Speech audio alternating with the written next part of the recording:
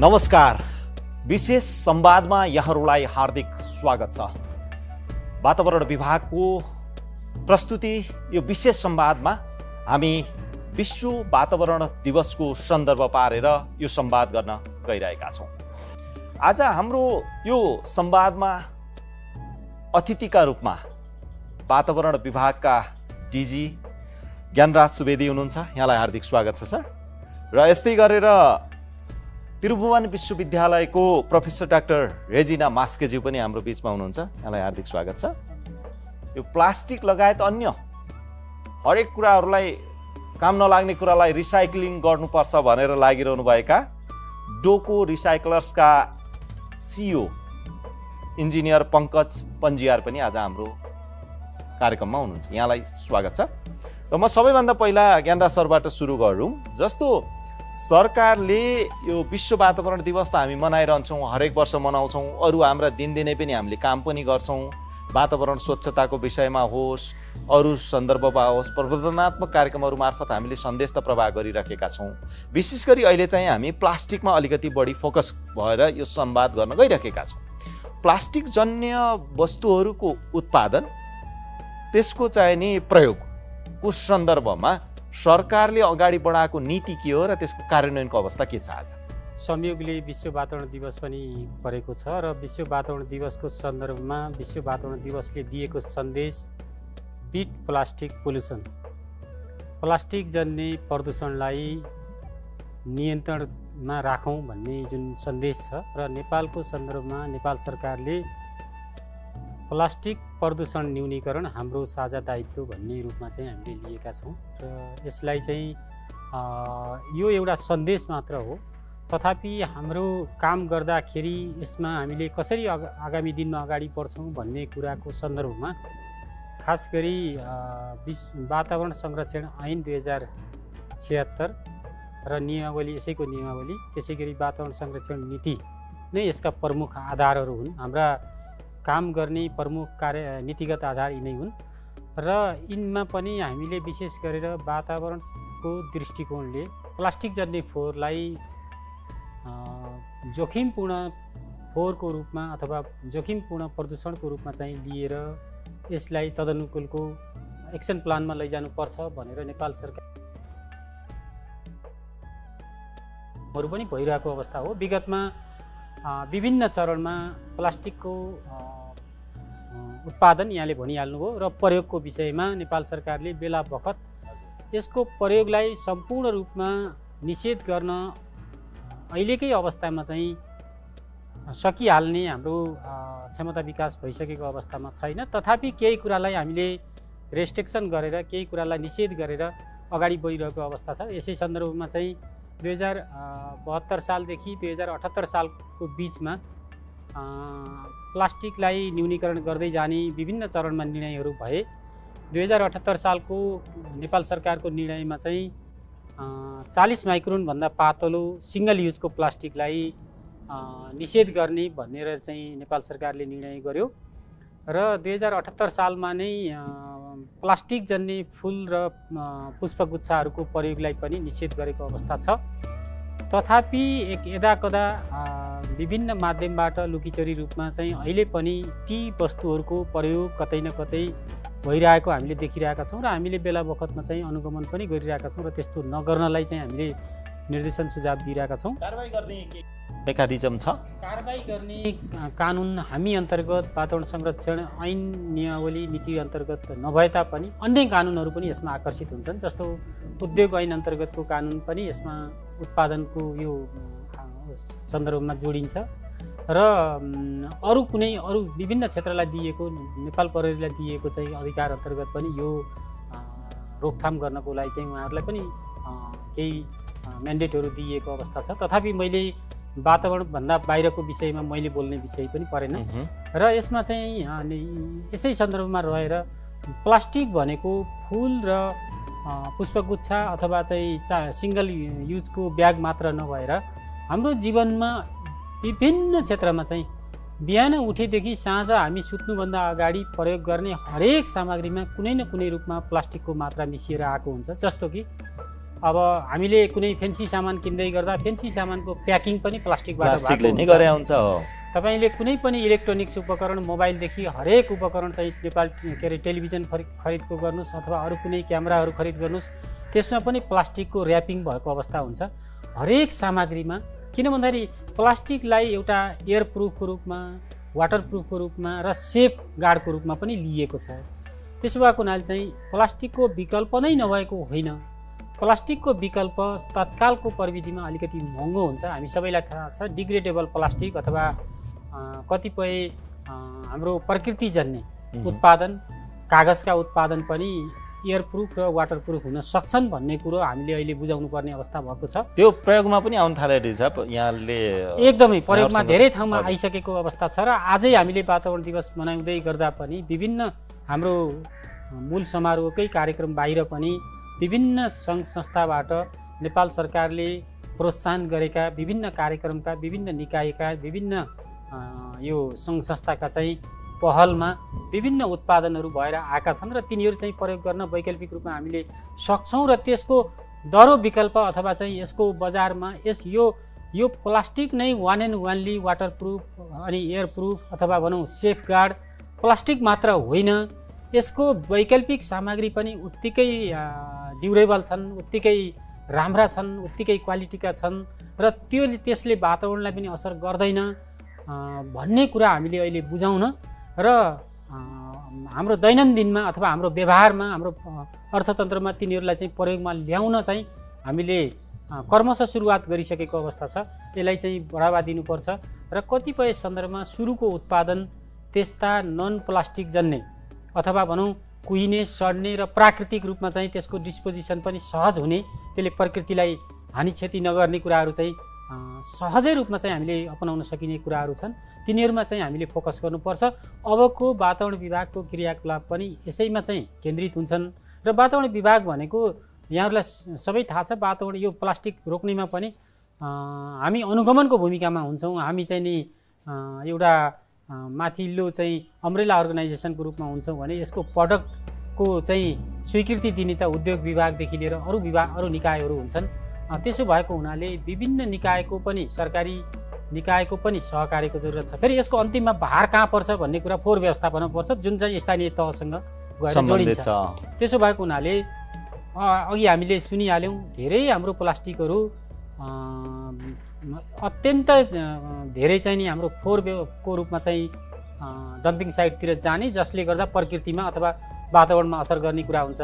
थोरै मात्रै हाम्रो अहिलेसम्म रिसाइक्लिङमा अथवा रियुजमा अथवा भनौँ रिप्रडक्टको रूपमा चाहिँ आएका छन्। त्यसो हुनाले हामीले त्यो RRR भनेर चाहिँ फोकस गरेको विषय पनि रिड्युस, प्लास्टिकको पहिलो काम हाम्रो रिड्युस गर्ने कुरा हो, घटाउने हो। दोस्रो कुरो रिसाइकल हो, पुनः चक्रण गरेर पुनः प्रयोगमा ल्याउने, त्यसलाई रिसाइक्लिङ गरेर पुनः प्रयोगमा ल्याउने। र अर्को कुरो चाहिँ रिडक्सन अथवा प्लास्टिकलाई घटाउँदै गएर वैकल्पिक सामग्रीहरू, प्राकृतिक पदार्थहरू, जैविक पदार्थहरूको माध्यमबाट प्लास्टिकलाई क्रमशः त्यसको चाहिँ त्यसलाई चाहिँ रिप्लेस गर्दै लैजाने कुरा नै सबैभन्दा महत्त्वपूर्ण। मैले यी तीनटा कुरामा पनि सबैभन्दा फोकस केमा गर्न चाहन्छु भने नेपाल सरकारलाई दीर्घकालीन हिसाबले राम्रो हुने, वातावरणीय दृष्टिकोणले र आर्थिक दृष्टिकोणले पनि पुनः राम्रो हुँदै जाने भनेको रिडक्सनै हो। प्लास्टिकलाई रिडक्सन गर्ने, त्यसको ठाउँमा चाहिँ प्राङ्गारिक प्लास्टिक, त्यो प्लास्टिक भनेको प्योर यो हाम्रो पोलिथिन प्लास्टिक होइन कि प्राङ्गारिक ब्यागेजहरूदेखि लिएर सेफ गार्डका चाहिँ कभरहरूलाई चाहिँ प्रयोगमा ल्याउने, जसले गर्दा लिक्विडलाई पनि सजिलो हुन्छ, लिक्विड व्यवस्थापनमा पनि सजिलो हुन्छ। जस्तो हाम्रो पेय पदार्थहरूमा पनि त्यो प्रयोग गर्न सकिन्छ। स्वास्थ्यको दृष्टिकोणले पनि राम्रो हुन्छ, वातावरणीय दृष्टिकोणले पनि राम्रो हुन्छ र लङ टर्ममा आर्थिक दृष्टिकोणबाट पनि राम्रो हुन्छ। मैले यही कुराहरूमा अबका क्रियाकलाप अगाडि जानुपर्छ भनेर म नेपाल सरकारलाई मैले अनुरोध गर्छु र त्यो भनि पनि रहनु भएको छ होला। एकदम त्यो अनुसारको क्रियाकलापमा चाहिँ मैले फोकस गर्न। हजुर, अब म चाहिँ अलिकति एकाडेमिक तहबाट हेरौँ न प्लास्टिकको प्रयोग र यसको चाहिँ प्लास्टिकको प्रयोग र यसको चेतनाको आम मानिसको चेतनाको स्तर र एकाडेमिक रूपमा हामीले प्लास्टिक जन्य पदार्थको प्रभाव होइन, यसको नकारात्मक प्रभाव होला, सहजताका लागि सकारात्मक पनि होला कतिलाई। एकाडेमिक रूपमा हामीले के चाहिँ गरिरहेका छौँ यो तहमा? हजुर त त्रिभुवन विश्वविद्यालयमा यही सेक्टरमा त्यहाँ काम गरिरहनु भएको छ। अब यस्तो भन्दाखेरि तपाईँलाई अघि तपाईँले नै एन्सर पनि गरिसक्यो। प्लास्टिक अहिले आएर यस्तो भइसक्यो कि उहाँले पनि भन्नुभयो, हाम्रो त बिहान उठेदेखि बेलुका नसुतेसम्म मान्छे जन्मेदेखि मृत्युसम्म भन्दा हुँदैन यो प्लास्टिक युज नगरेको तपाईँको काहीँ पनि छैन। अब यसको सुरुवात हुँदाखेरि तपाईँको अघि भने जस्तो यो सहज भएरै हो नि। पहिला त हामी पेपर ब्यागमै जान्थ्यौँ। अलि तपाईँहरूले सुन्नुभयो होला, हामी सानो सानो हुँदा त तपाईँको बजारमा यो प्लास्टिक भन्ने कमै थियो, पेपर ब्यागै थियो, पाटको धेरै चलन थियो होइन। तर यो किन आयो त भन्दा यही सजिलो, तपाईँको छिटो भयो, सजिलो भयो। अनि अहिले त कम्पिटिसनको जमाना सस्तो भयो। अब भएर यो धेरै मासमा चाहिँ तपाईँको उत्पादन भएर आयो र त्यसले गर्दाखेरि अहिले तुरुन्तै गर्दा अब वर्ल्ड वाइडमा यसमा काम गर्ने भनेको उत्पादनको हिसाबमा भनेको पनि तपाईँको झन्डै 900 मिलियन मान्छेहरू पर्छ वर्ल्डभरिमा। त्यत्रो मान्छेहरूको रोजगारीको पनि कुरा छ यहाँ। यही प्लास्टिक जन्य उद्योग सञ्चालन गरेका कारणले अहिले आएर चाहिँ यसको चाहिँ हानिकारक छ। सुरुमा त यसको उपयोगीको नै बढी पढाइयो अनि सबले यो राम्रो भन्न थाल्यो होइन। तपाईँको अब हरेक कुरा त्यसैमा अघि सरले भने जस्तो टेलिभिजनमा होइन, हाम्रो हरेक इन्स्ट्रुमेन्ट्सहरू होइन हुँदा त पुष्पगुच्छ दिँदा पनि प्लास्टिकको दिन थालियो होइन। सबैले जागे पनि त्यस्तो हुन थाल्यो। तपाईँको हेर्नुहोस् न, होटेलहरूमा तपाईँको ग्लासहरू प्लास्टिकको बनाएर राखिदिया हुन्छ, तपाईँले छुट्याउनै गाह्रो गरेर होइन। काइन्ड अफ द्याट बढी भयो क्या मान्छेको। एउटा त सस्तो पनि भयो, चलाउन सजिलो। अब यो प्लान्ट्सलाई तपाईँले दिनरात मेहनत गर्नु पऱ्यो होइन। यसलाई अब भोलि मर्छ भनेर दिनरात हेर्नु पऱ्यो, हेर्न सकेन भने त गाह्रो भयो। प्लास्टिकको त इजी भयो। इन द सेम वे सबै ठाउँमा कि त्यो हुँदै गयो। तर पछि आएर चाहिँ अहिले चाहिँ के भएको छ भने प्लास्टिक नराम्रो भनेर अब थाहा त भइसक्यो सबैले होइन। भन्दाखेरि मोस्टली चाहिँ यो प्लास्टिकको चाहिँ अहिलेसम्मको स्टडीले के देखाउँछ भन्ने झन्डै 13,000 जति यसमा चाहिँ केमिकल्स छ। त्यो मध्ये पनि एकदमै हजारदेस भनेको 3,500 जति केमिकल्स त एकदमै शारीरिक र प्राकृतिक रूपमा हजारदेस केमिकल्स पर्छ भने। अनि यो सबै हजारदेस केमिकल र प्लास्टिकमा हुने केमिकललाई हामीले चाहिँ मोर अबाउट 10वटा क्याटेगोरीमा भाग लगाउन सकिन्छ कि। अनि त्यो भनेको एकदमै हजारडस केमिकल्सहरू आउँछ जुन चाहिँ अब पोलिएल्किन्सहरू होइन, पिएएच भनेर सुन्नुभयो होला, पोलिएरोमेटिक हाइड्रोकार्बन्स, इथानोल्स, फिनोल्स, यिनीहरू सबै आउँछ। अनि यो केमिकल्सहरू चाहिँ तपाईँको एकदमै हजारडस भनेको तपाईँलाई चाहिँ अहिले आएर के भएको छ भने माइक्रोप्लास्टिक र त्योभन्दा पनि सानो हुन्छ प्लास्टिक जुन चाहिँ 5 मिलिमिटर भन्दा कमको हुन्छ। त्यो प्लास्टिक्सहरू चाहिँ तपाईँको सिधै तपाईँको हावाबाट पनि, पानीबाट पनि, सोइलबाट सबै ठाउँमा जान सक्ने।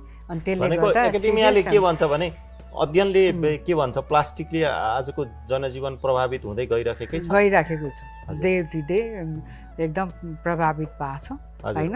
अब अघि चाहिँ प्लस पोइन्ट्स भन्यो भने these are the negative health effects भयो तपाईँको अरू होइन डिस्टर्ब। अघि लास्टमा आएर भनेको वेस्टको भन्नुभयो नि होइन। अब थाहै छ तपाईँको यहाँ नेपालको केसमा मात्र हेऱ्यो भने एउटा रिपोर्टले के भन्छ भने वर्षको 6,000 टन चाहिँ तपाईँको यो प्लास्टिक जन्य फोहोर उत्पादन हुन्छ भनेको छ। यहाँ रिसाइकल गरिरहेको एउटा व्यक्तिलाई नि हामीले यो संवादमा ल्याएर जोडेका छौँ। तपाईँहरूले खास कस्तो प्लास्टिक रिसाइकल गर्नुहुन्छ र कतिको सहज छ यो रिसाइकल गर्नु? अब म चाहिँ नेपालकै कन्टेक्स्टमा भन्नु पर्यो कतिको सहज र असहज भन्ने कन्टेक्स्टमा। प्लास्टिकको धेरै जसो प्लास्टिकहरू चाहिँ हामीले ग्रेडिङ गऱ्यो भने धेरै जस्तोलाई रिसाइकल गर्नु मिल्छ। तर त्यसमा शर्त चाहिँ के लागु हुन्छ भन्दाखेरि त्यो चाहिँ कन्ट्यामिनेटेड हुनु भएन। कन्ट्यामिनेटेड भनेको त्यसमा चाहिँ फोहोर सामानहरू त्यसमै झुन्डिएको चाहिँ हुनु भएन। अब नेपालमा सबभन्दा बढी रिसाइकल हुने प्लास्टिकको ग्रेडमा हेऱ्यो भने हाम्रो पानीका बोतल, मिनरल वाटरका बोतल जसलाई पिइटी ग्रेड भन्छौँ। अब अहिले त धेरै उद्योगहरू खुलिसके र यो सबभन्दा सजिलो तरिकाले रिसाइकल हुने प्लास्टिक ग्रेडमा परे। दोस्रो नम्बरमा चाहिँ हाम्रो एसडिपी ग्रेड भन्छौँ। एसडिपी ग्रेडमा चाहिँ हाम्रो जस्तो स्याम्पूको बोटल्सहरू भयो होइन, त्यस्ता बट्टाहरूलाई चाहिँ रिसाइकल गर्न मिल्ने हाम्रो नेपालमा छन्। अलिअलि उद्योग छन्, धेरै चाहिँ छैनन्। पिइटीको धेरै छन्। पिइटीको लगभग जति हामी उत्पादन गर्छौँ त्यतिकै रिसाइकल गर्न सक्ने उद्योग आइसकेका छन्। हाम्रो पुरै रिसाइकल गर्न सक्छौँ। एसडिपीको अलिअलि धेरै छन्, त्यसमा पनि एसडिपीबाट चाहिँ यो हाम्रो पाइप्सहरू बनाउने भनौँ गार्डन पाइपहरू बनाउने अथवा त्यो वायरिङ गर्छौँ कालो पाइपहरू बनाउने चाहिँ हुन्छन्। तर त्यसको समस्या के भनेको प्रायः सबै झोला चाहिँ हाम्रो त्यसमा फोहोर राखेर त्यो फोहोरै बनाइसकेको छ। कुहिने फोहोर पनि मिसाइदिने हो। सो त्यसलाई हामी कन्टामिनेटेड वेस्ट तपाईहरुले त्यो धेरै कस्तो पाउनु भएको छ? त्यो एकदमै धेरै पाउँछौँ। अहिले हामी टेकु ट्रान्सफर स्टेसनमा हामीले स्याम्पलिङ पनि गऱ्यौँ। डेटाको स्याम्पलिङहरू गर्दाखेरि सुक्खा फोहोर मध्ये चाहिँ 32 देखि 35% प्लास्टिक हाम्रा त्यस्ता झोलाहरू आए जो मिक्स छन्। अब तपाईँलाई त्यो भयो भने तपाईहरु रिसाइकलर्सहरूलाई चाहिँ असहज भइहाल्यो। त्यसको रिसाइक्लिङ कस्ट एकदमै हाई हुन जान्छ, किनभने तपाईँले टेक्नोलोजीमा अब त्यसलाई सफा गर्न संयन्त्र लगाउनु पर्यो, पखाल्ने संयन्त्र लगाउनु पर्यो, पखाल्दै गर्दाखेरि अब पानीको व्यवस्थापन पनि उत्तिकै गर्नु पर्यो, वाटर वेस्ट ट्रान्सफर म्यानेजमेन्टतिर जानु पर्यो।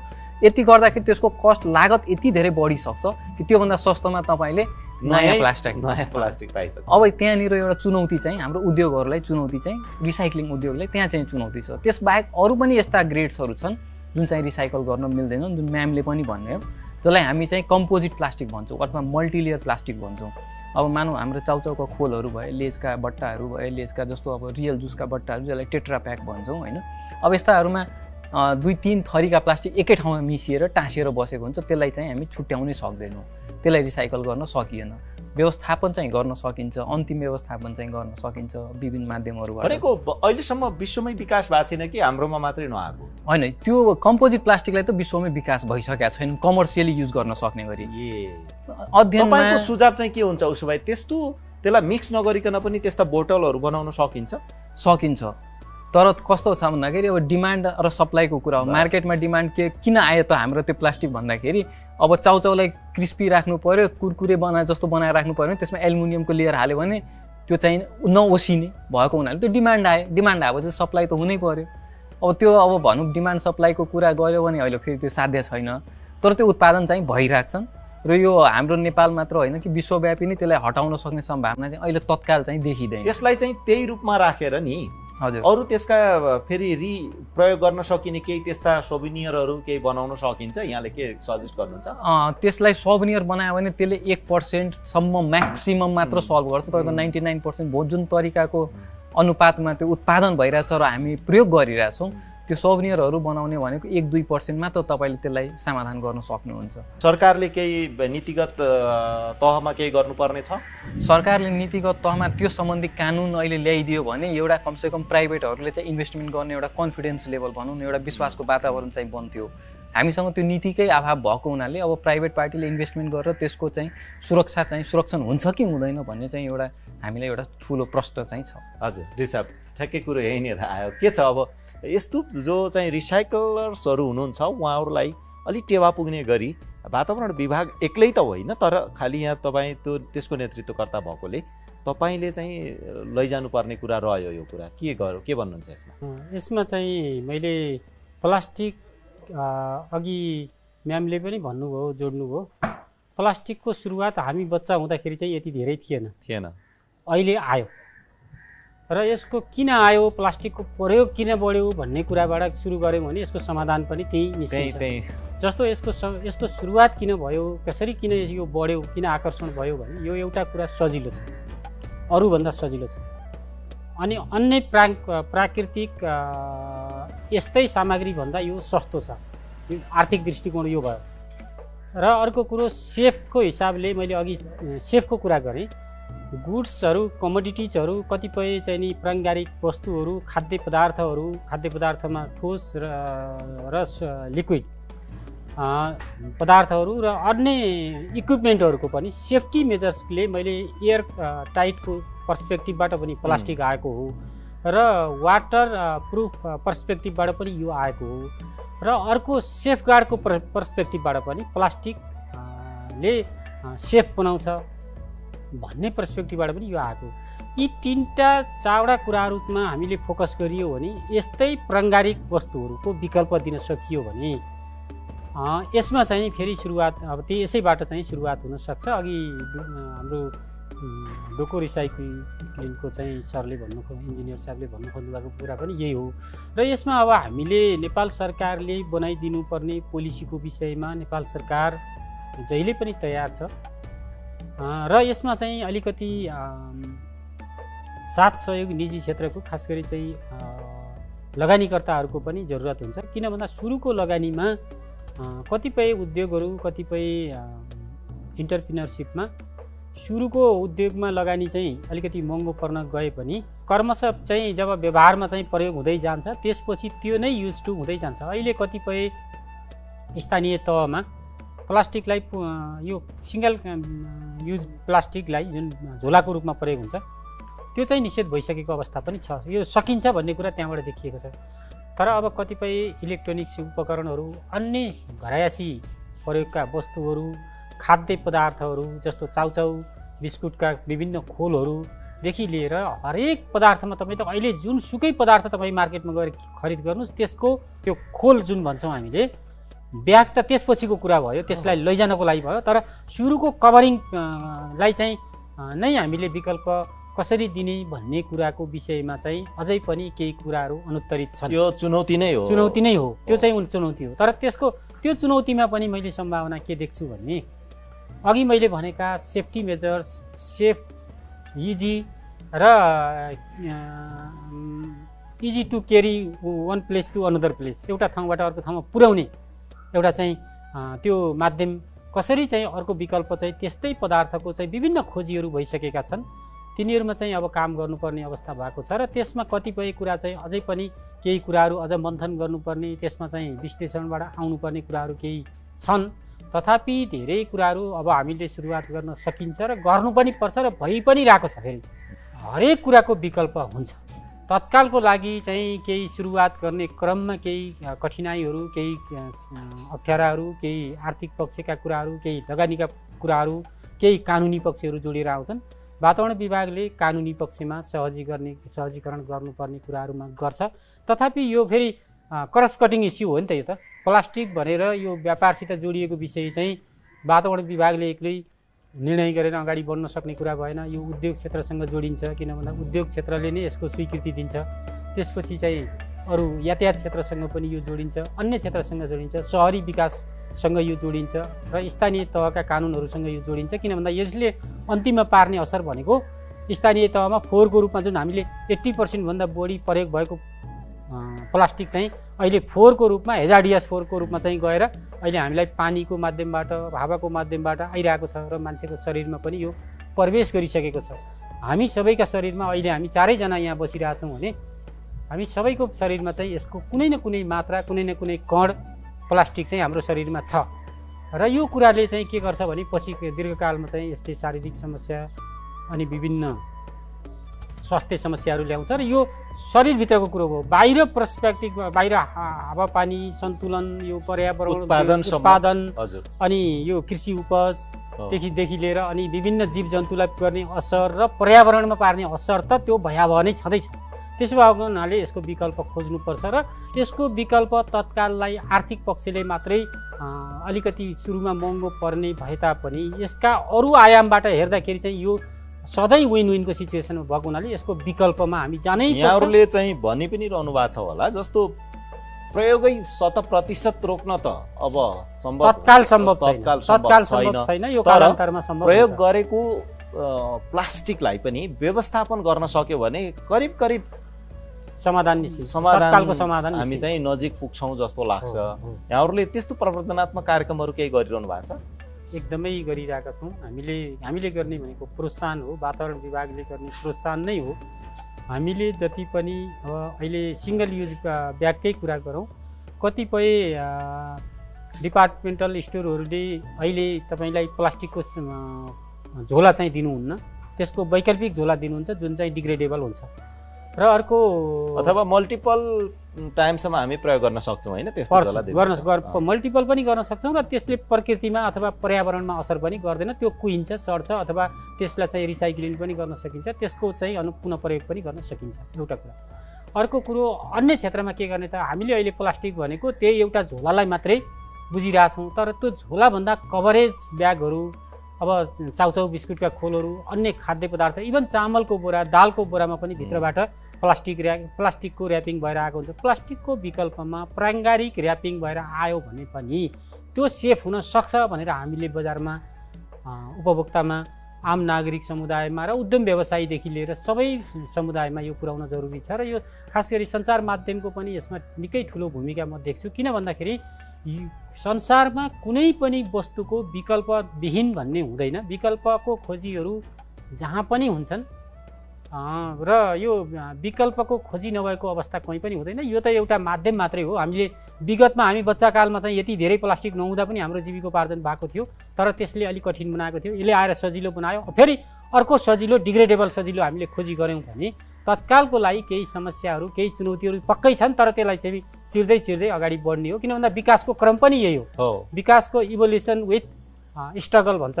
केही चुनौती केही समस्या केही जुधाइ र केही चोटपटक केही यसबाट सिकाइबाट हामी लड्दै उड्दै पुनः धुलो टकटकाउँदै अगाडि बढ्ने हो। यो त एउटा चुनौतीको रूपमा आए पनि यसका थुप्रै सम्भावना छन्। यसका रिसाइक्लिङ रिड्युस रिडक्सन हुँदै क्रमशः यसलाई रिप्लेसै गर्न सकिन्छ। किन भन्दा यसको चाहिँ विकल्प प्रकृतिमा हाम्रा विभिन्न छन्। हरेक चिजबाट प्लास्टिक यो कभरिङहरू जस्तो प्रकृतिमा यहीँ हामी अगाडि रुखहरू देखिरहेछौँ। यी रुखका पातहरूबाट यी रुखका बोक्राहरूबाट यी रुखको काठहरूबाट अब विभिन्न किसिमका कुराहरू प्रयोग गर्न सकिन्छ। ब्यागेज पनि बनाउन सकिन्छ, कभरिङ ब्यागेज पनि बनाउन सकिन्छ र अरू प्रकृतिका प्लास्टिक बाहेकका अरू प्रकृतिमा रहेका अरू जुन डिग्रेडेबल कुराहरूबाट पनि यसको विकल्प दिन सकिन्छ। जस्तो शिक्षा चाहिँ जीवनको एउटा ऐना जस्तै कसैको एउटा जीवन पद्धतिमा शिक्षाले साह्रै ठुलो प्रभाव पारेको हुन्छ।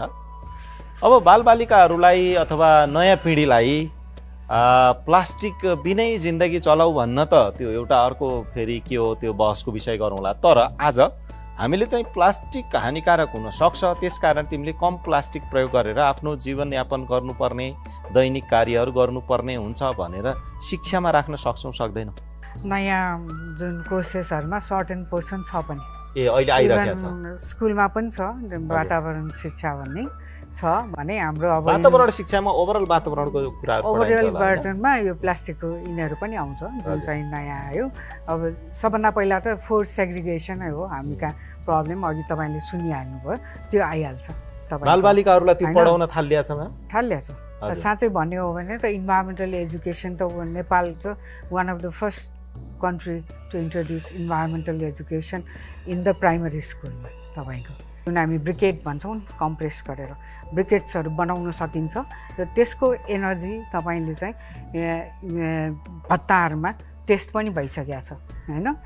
त्यो टेक्नोलोजी छ के तिनीहरूको व्यवस्थापन गर्ने। सिधै प्लास्टिक जलाउनु भन्दा त्यसरी गर्यो भने कम प्रदूषण र प्रभाव। अब त्यसरी गर्यो भने एउटा त तपाईँको वेस्टमा गएन त्यो, अर्को तपाईँको एनर्जी।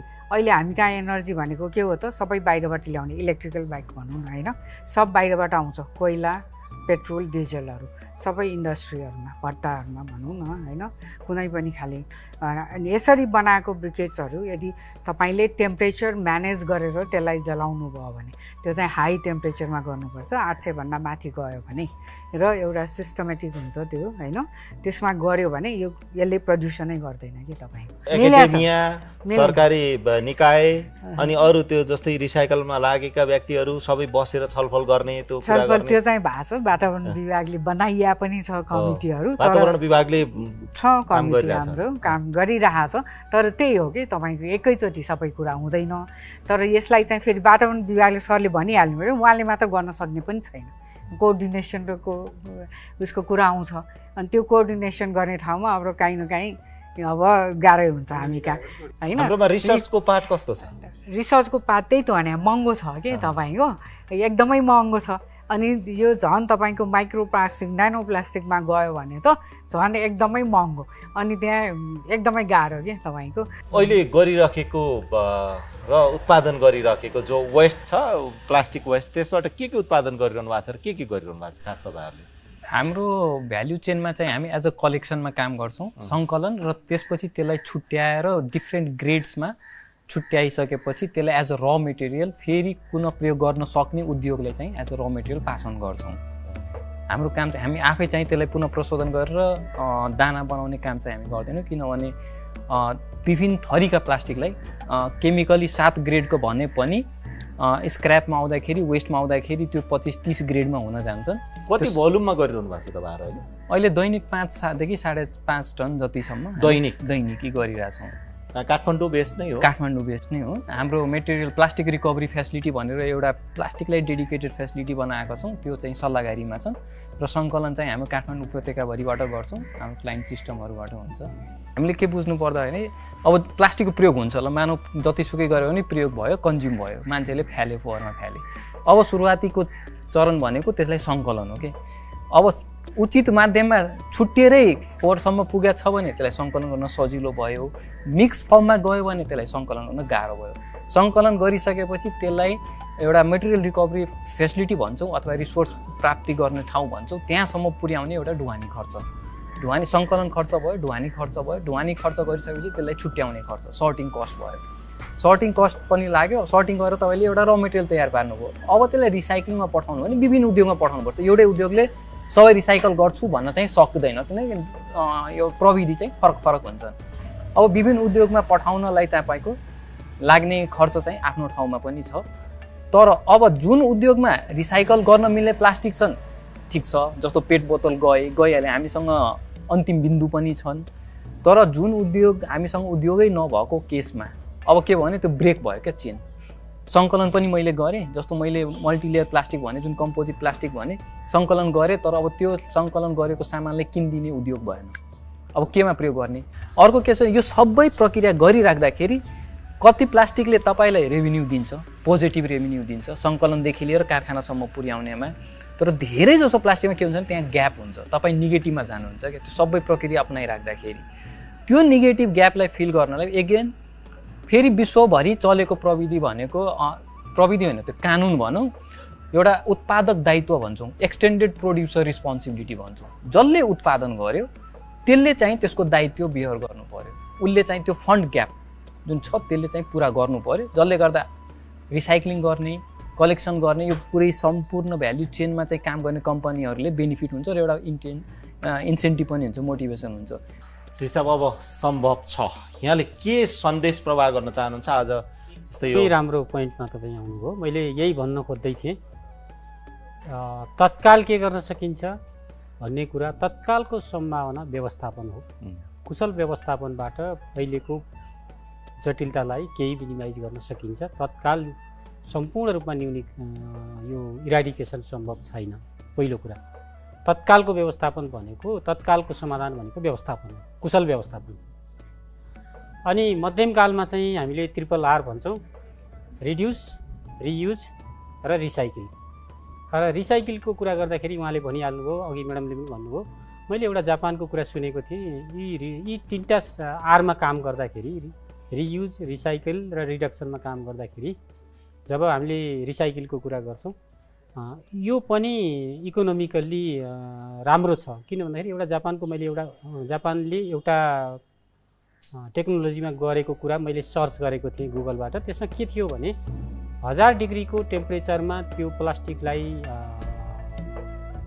बर्निङ गर्दाखेरि त्यसको इमिसन पनि कति पनि इन्भाइरोमेन्टमा आउँदैन, तर त्यो क्लोज हुन्छ। त्यो इन्डस्ट्रीको चाहिँ एउटा स्ट्यान्डर्ड हुन्छ, त्यसको भाप, राप, ताप कुनै पनि कुरा बाहिर आउनु सक्दैन, त्यो भित्रै हुन्छ र त्यसबाट इलेक्ट्रिसिटी जेनेरेट हुन्छ र अब इलेक्ट्रिसिटीको रूपमा घरायसी प्रयोगमा आउन सक्छ। दोस्रो कुरा, रिसाइकल गर्दाखेरिको पनि यो मध्यमकालीन RRR को सोलुसन चाहिँ भोलिदेखि नै त्यो गर्न सकिन्छ। आज हामीले गर्ने व्यवस्थापनै हो, भोलिदेखि क्रमशः रिड्युस, रियुज र रिडक्सनमा हामी जान सक्छौँ।